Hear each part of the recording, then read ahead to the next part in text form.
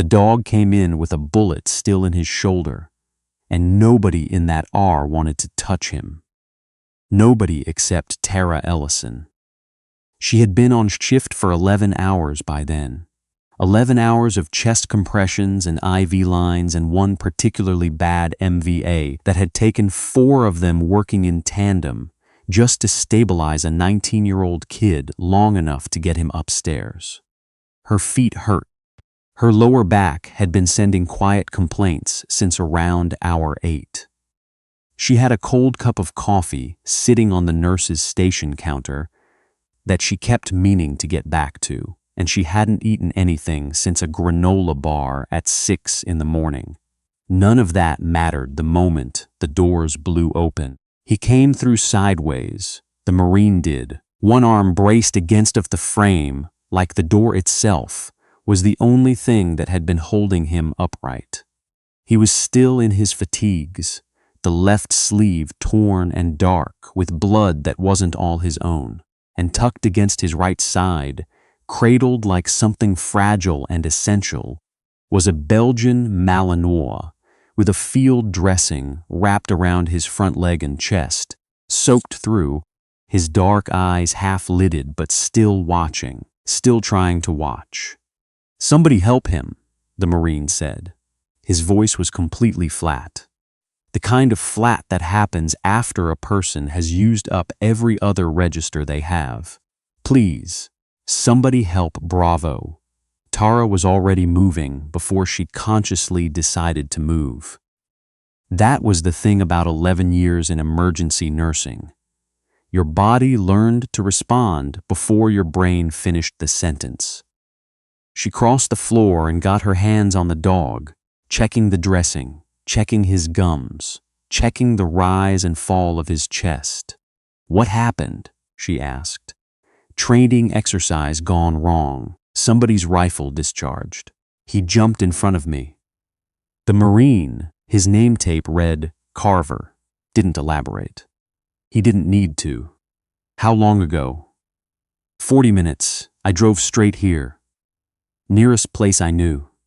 Tara looked up at him. There was a gash above his left eyebrow that had bled down the side of his face and dried there. He had not mentioned it. He was not going to mention it. Whatever was wrong with him was clearly not the reason he had walked through those doors. "Sit down," she told him. "Right there. That chair. Don't move." She turned to the Brenda. "Get me a crash cart in Bay 3. And call Dr. Hensley." Brenda, who had been the charge nurse at Mercy General for longer than Tara had been alive, looked at her over the rim of her reading glasses. "Tara, Bay 3. Brenda, Tara, that's a dog. I'm aware of what he is." There was a pause, the kind of pause that carries weight. "Administrator Holt's policy is very clear about animals in the treatment area. We've been through this. After the incident in February." "Brenda." Tara kept her voice even. "That dog is going into shock. I can see it happening right now. I need the crash cart and I need Hensley and I need them in the next 3 minutes or this animal is going to die on our floor. So please." Brenda looked at the dog. She looked at Carver, still sitting where Tara had told him to sit, his big hands folded between his knees, watching everything with those empty, wrecked eyes. She pressed her lips together. "I'm calling Holt," she said. "That's fine," Tara said. "Call whoever you need to. Bay 3. She didn't wait to see what Brenda did next. She got her hands back under Bravo and lifted, and the dog made a sound low in his throat, but didn't fight her, and she carried him into Bay 3 and set him on the table and started working. She had learned triage in Kandahar. That wasn't something she put on her resume anymore. It had a way of making people ask questions she didn't always want to answer, or making them look at her with a particular kind of sympathy she had never known what to do with. But the truth was that she had spent 3 years as a combat medic before she ever set foot in a nursing program. and there were things she knew in her hands that she had never learned from a textbook. One of those things was how to stop bleeding when the bleeding wanted badly to win. Bravo's wound was bad but not unsurvivable. The bullet had gone through the muscle of his left shoulder and nicked something on its way through. She couldn't tell what without imaging, but the bleeding pattern told her it hadn't hit anything catastrophic. The field dressing had slowed things down. Carver had done that right. What the dog needed was stabilization, fluids, pressure, time. She worked methodically. She talked to Bravo while she worked, low and steady, the same voice she had used in a lot of dark places for a lot of different patients. He kept his eyes on her. That was a good sign. Animals that are actively dying tend to look somewhere else. She had been in there maybe 8 minutes when the door opened. She knew without turning around. She had been waiting for it. Ellison. Administrator Gerald Holt had a voice like a man who had never once in his professional life been told no. He was 63 years old, had run 3 hospital systems before this one, and wore his authority the way some men wear expensive watches, always visible, always a reminder. "I'm a little busy right now," Tara said. She did not turn around. "Step away from that animal. Give me 10 minutes. Step away right now, or I will have security remove you." She finished tying off the pressure bandage before she turned. She made herself do that. She took a breath, stripped off one glove, and then she turned and looked at him. Holt was standing in the doorway with his jacket buttoned, and his face the particular shade of red that meant someone had made him walk faster than he liked. Behind him, she could see Brenda hovering in the hall, looking at her own shoes. "Mr. Holt," she said, "that dog is a decorated military working animal. He's in active hemorrhagic shock. I've slowed the bleeding, and I'm waiting on Dr. Hensley to evaluate. Dr. Hensley is not coming." Holt stepped into the bay, and there was something in the way he moved that she didn't like, something deliberate. "I spoke with him on the way down. This is not a discussion, Ellison. This is not a negotiation. You will step away from that animal. You will surrender your badge to security, and you will wait in my office until I'm ready to speak with you." Tara looked at him for a long moment. "You want me to walk out of here and leave a living patient on that table. That is not a patient. He's someone's partner, someone who took a bullet for his handler, someone who has done more for this country than most people in this building."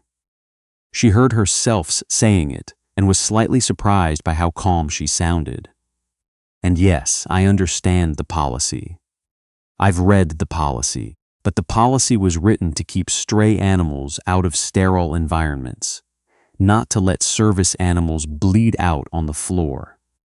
"The policy," Holt said, and now he took another step, close enough that she had to consciously hold her ground. "Applies universally, without exception, because that is what a policy is." He was close enough now that she could smell his aftershave, badge, now. She didn't look away from him. No, the word sat there between them. Holt's jaw tightened. "You are making a catastrophic mistake." "Maybe," she said, "but he's still alive and he's going to stay that way. You can fire me when I'm done." For a moment nothing moved. Then Holt reached out and closed his hand around her upper arm, not violently, but with the firm, possessive certainty of a man who had never once had that move not work. And he said, "You're done now." The door opened. Not the way doors open when one person comes through. The way doors open when several people come through together, with a particular kind of weight and purpose. Tara heard it more than she saw it, because Holt was still in her sight line and his grip had tightened. But then she saw his eyes change. Something moved through his face. Surprise first, Then something harder to name. She turned. There were 5 of them in the hallway, Marines by their bearing, all still in utilities. A couple of them, with the particular look of men who had come a long way in a short time. The one in front was tall, maybe 40, with a chest full of ribbons that she didn't need to read to understand. His face was the kind of face that has made a lot of irreversible decisions and doesn't lose sleep over them. Next to him, slightly behind, was Carver. His forehead had been cleaned and bandaged at some point. She hadn't even noticed that happening, and he was watching Holt with an expression that was not anger exactly, but was several things that were adjacent to it. The tall one. She would learn later that his name was Colonel Marcus Webb, and that he and Carver had served 2 tours together before Webb took command, and that Bravo had been with their unit for 6 years. Looked at Holt's hand on Tara's arm. He looked at it for exactly 2 seconds. "Sir," he said, "I'd recommend removing your hand." Holt let go. Webb stepped into the bay. He didn't do it aggressively. He didn't need to. He simply moved with the particular gravity of someone who is used to occupying space and having that occupation mean something. He came to stand beside the table and look down at Bravo, and for a moment his face did something brief and private, and then it settled back into stillness. "How is he?" he asked Tara. "Stable," she said. "For now, he needs a vet with imaging and a surgical suite, but I've slowed the bleeding and his vitals have improved in the last 10 minutes. He's got a real shot." Webb nodded slowly. "What's your name?" "Ellison." "Tara Ellison. How long have you been a nurse?" 11 years here, 3 before that in a different capacity." He looked at her. She could tell he was reading something in the way she said it. Combat, Kandahar. 1 tour, then Bagram for 2. Something shifted in his expression. It wasn't warmth exactly, but it was recognition, which was its own kind of warmth. "Then you know what this dog has done," he said. "I know what the field dressing looked like when he came in," she said. "I know what it means that he jumped in front of the bullet instead of away from it." Webb was quiet for a moment. Then he turned to look at Holt, who had not moved from the center of the bay, who was still standing there in his expensive jacket with his hands at his sides and something complicated happening behind his eyes. "Are you the administrator of this facility?" Webb asked. "I am," Holt said. And to his credit, his voice was almost entirely even. "And I want you to understand that I have the utmost respect for your service, Colonel. But this is still a private medical facility and we have policies in place that—" "I understand policies," Webb said. "I've written a few." He let that sit for a second. "I also understand that this nurse just saved my dog's life, and I'm going to need you to explain to me why you had your hands on her while she was doing it." The silence that followed was a different kind of silence than the ones that had come before. It was the kind that happens when a room collectively recalculates the situation and arrives at a new understanding of where things stand. Holt opened his mouth, then he closed it again. One of the other Marines, a younger one near the door, made a sound that was very carefully not a laugh. "Sergeant," Holt started. "Colonel," one of the others corrected him, almost gently. Holt stopped. Webb turned back to Tara. "Is there a veterinary facility nearby that can take him?" "Millbrook Animal Hospital has a surgical suite. It's 4 miles. I can call ahead." "Do that." He paused. "And I'd like to speak with whoever is above this man in the administrative chain before I leave this building. If you can point me in the right direction." "I can," Brenda said from the hallway. Everyone turned.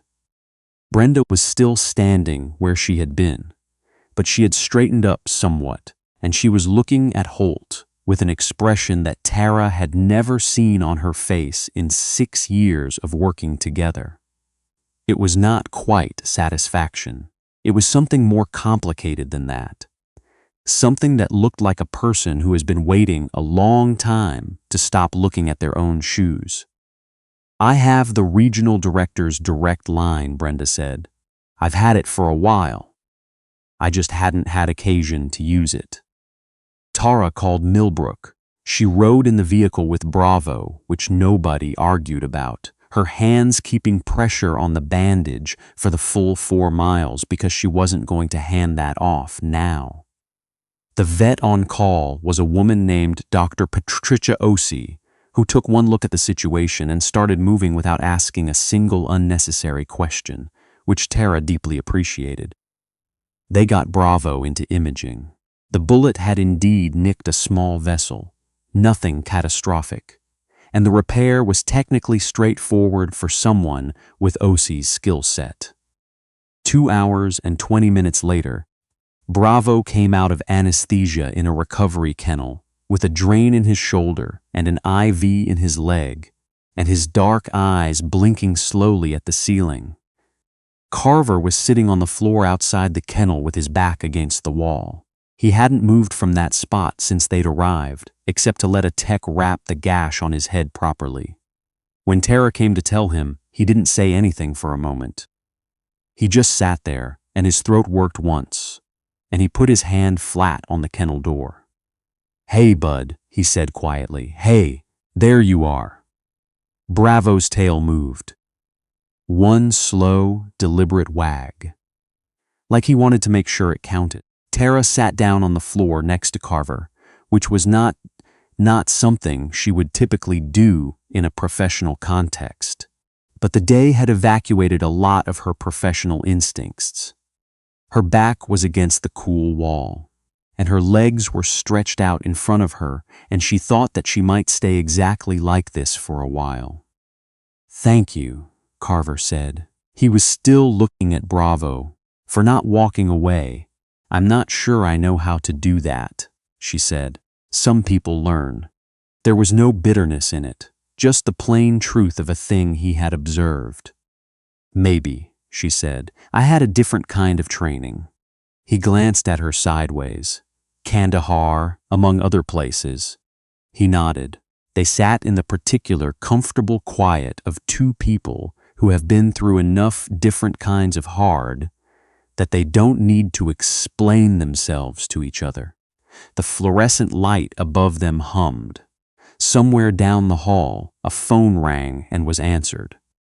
"Webb's going to make sure Holt hears from people significantly above his pay grade," Carver said, after a while. He doesn't threaten. He just makes sure the right people have accurate information. And then he lets the process work. That sounds like a very diplomatic way of describing something that's going to be significantly unpleasant for Holt.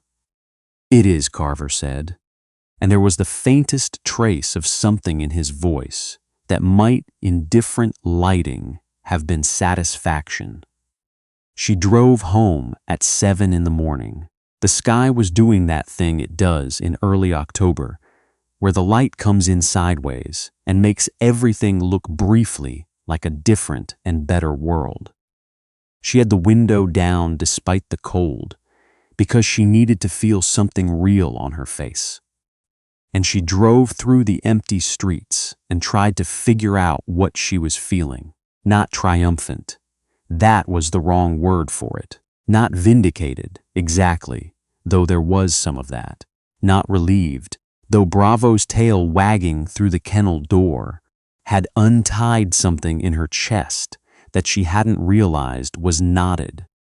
She thought about Holt's face when Webb walked in, the way it had changed, the way he had let go of her arm, the way Brenda had finally looked up from her shoes. She thought about the 3 years she had spent in places where the rules were written in the moment, by whoever had the most information and the least time to waste. Where you made the call and then you lived with it.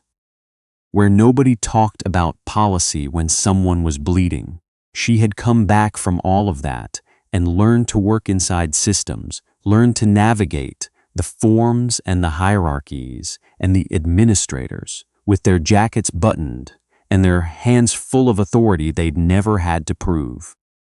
She had told herself that was just the civilian world, that was just how it worked, that she could adapt. And she could. She had, but there were days. There were specific, particular days when something happened that reminded her that she had learned something in those other places that no policy manual could replicate, and that it mattered, and that it was worth protecting. Today was one of those days. She pulled into her driveway and turned off the engine and sat for a moment in the quiet. Her phone buzzed. She looked at it. It was a text from a number she didn't recognize, which turned out to be Webb's, which she'd apparently been given at some point during the logistics of the night without registering it. Bravo's surgeon says he'll be walking in 2 weeks. Carver slept in the recovery area. I didn't have the heart to move him. Webb, she read it twice. Then she typed back, "Good. Tell Carver his field dressing was solid. That bought the time we needed." A pause. Then, "I'll tell him. He'll want to hear that." She put the phone down and got out of the car and walked to her front door in the sideways October light. And she thought that there were a lot of ways to serve and a lot of ways to fight, and that most of them didn't look like what people picture when they picture those words. Most of them look like standing in a fluorescent hallway at 3 in the morning with someone else's blood on your gloves, making a decision that nobody is going to thank you for in the moment, and doing it anyway because you learned a long time ago in a place far from here that there is no version of yourself that walks away from this. Bravo was going to be okay. That was enough. That was, for today, entirely enough.